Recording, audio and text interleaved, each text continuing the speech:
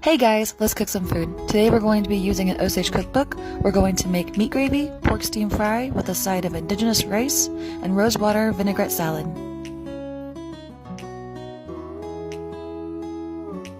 First we're going to need a big hunk of meat for meat gravy. I like to use the pork with the bone for broth later for pork steam fry. And we're going to use brown rice flour to try to be healthy, so let's hope it tastes the same. Get your rice started. I like to use a rice maker because I like to make things easier. Next, we're going to cut up our fresh parsley and green onions to cook with and garnish our food with. Slice up our tomatoes for our salad. Then we're going to cut up our meat. Don't forget to cut around the bone and then save it for later.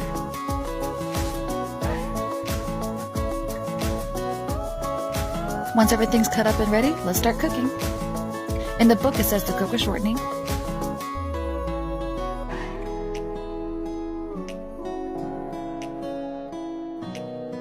Add 2 cups of water to your meat gravy. Then it said to season your meat, so salt, pepper, garlic powder, and the fresh herbs in my pork steam fry. The meat gravy, it got salt, pepper, and then my flour and water mixture. Everything cooking so beautifully, even my fry bread. For the side salad, it was very simple: arugula, parsley, green onion, tomatoes, lemon, salt, pepper mixture. Then this rosewater vinaigrette that I make. I added actually a lot more than that later. Toss, toss, toss, beautiful, delicious.